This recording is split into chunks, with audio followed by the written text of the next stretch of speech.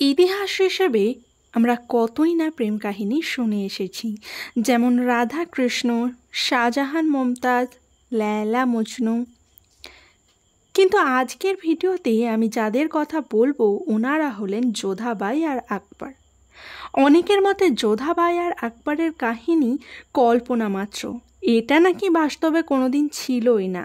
আবার অনেকের মতে এটা সত্যি, বাস্তবে ওনারা ছিলেন। আকবর আর যোধাবাইয়ের প্রেম কাহিনী একটি বহু চর্চিত প্রসঙ্গ। ইতিহাসে যে সমস্ত বিখ্যাত প্রেম কাহিনী রয়েছে তার মধ্যে রয়েছেন যোধাবাই ও আকবর। যোধাবাই ছিল রাজপুত রাজকুমারী, ওনার বাবার নাম ছিল রাজা ভারমাল। আর যোধাবাই ভালোবেসেছিলেন মুসলিম সুলতান আকবরকে। যোধাবাই যে সত্যিই ছিলেন তার সঠিক প্রমাণ বাস্তবে না পাওয়া গেলেও ওনাদের প্রেমের গল্প মন ভরিয়েছে বহু মানুষের। আবার অনেকেই বলেন এটা শুধুমাত্র গল্প, তাছাড়া আর কিছুই নয়। সে যাই হোক, ওনাদের ভালোবাসা হিন্দু মুসলিমদের মধ্যে মেলবন্ধন ঘটিয়েছে বলা হয়। যোধাবাই ও আকবরের বিয়েটা কিছুটা রাজনৈতিক কারণেও হয়েছিল, শুধুমাত্র ভালোবাসা থেকে তো নয়। যোধাবাই আর আকবরের ছেলে ছিলেন জাহাঙ্গীর। আকবরের মৃত্যুর পর জাহাঙ্গীর সিংহাসনে বসেছিলেন। জাহাঙ্গীরের শাসনকালে যোধাবাইকে রানীমা বলেও ডাকা হতো। যোধাবাই 43 বছর পর্যন্ত হিন্দু মুঘল হিসাবে শাসন কার্য পরিচালনা করেছেন। আকবর নিজের স্ত্রীদের মধ্যে সব থেকে বেশি যোধাবাইকেই ভালোবাসতেন। আকবর কোনোদিনই যোধাবাইকে হিন্দু ধর্ম ছেড়ে মুসলিম ধর্মে আসতে বলেননি। এমনকি যোধাবাই পূজা পাঠও করতেন, আর সেই পূজাতে আকবরও অংশগ্রহণ করতেন। যোধাবাই যেহেতু সুন্দরী ছিলেন তাই ওনাকে মাল্লিকায়ে হিন্দুস্তান, মাল্লিকায়ে বৌসিমা নামক বিভিন্ন ধরনের উপাধিও দেওয়া হয়েছিল। যোধাবাই যেমন ছিলেন সৌন্দর্যের অধিকারিণী, সাথে ওনার বাণিজ্যিক বিষয়টাও ভালোই বুঝতেন। আর শুধু তাই নয়, আকবরের রাজত্বকালে উনি মশলা ও রেশমের ব্যবসার দিকটাও সামলাতেন। আকবর ছিলেন মুঘল সাম্রাজ্যের প্রভাবশালী এবং সুদক্ষ রাজাদের মধ্যে একজন। সাথে ছিল ওনার রাজনৈতিক দক্ষতাও। আকবর তার শাসনকালে মুঘল সাম্রাজ্যের অনেকটাই বিস্তার করেছিলেন। সম্রাট আকবর খুব একটা বেশি পড়াশোনা করেননি, কিন্তু তা সত্ত্বেও বিভিন্ন দেশ সম্পর্কে ওনার জ্ঞান ছিল অসীম। উনি অনেক ভালো ভালো কাজও করেছেন, আর সেই জন্যই ওনাকে মহান আকবরও বলা হতো।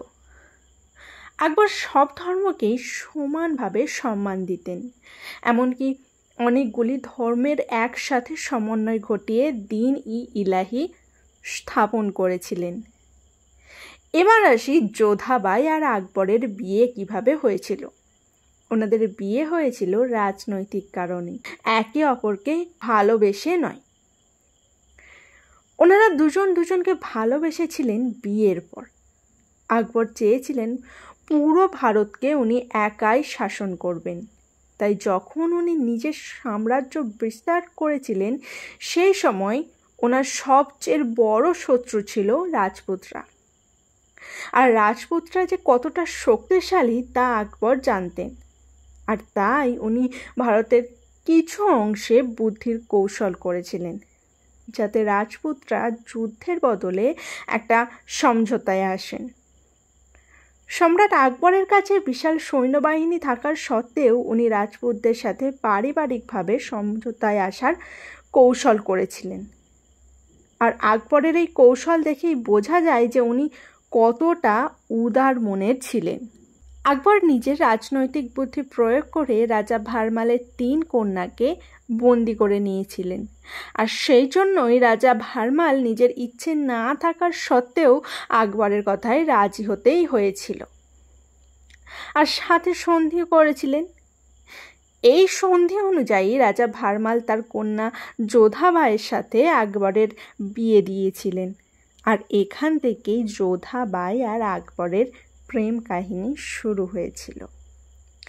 আকবর যেমন হিন্দু ও মুসলিম দুই ধর্মের মানুষকেই সমানভাবে সম্মান দিতেন, সাথে ওনার রাজপ্রাসাদেও দুই ধর্মের মানুষই কাজ করতেন।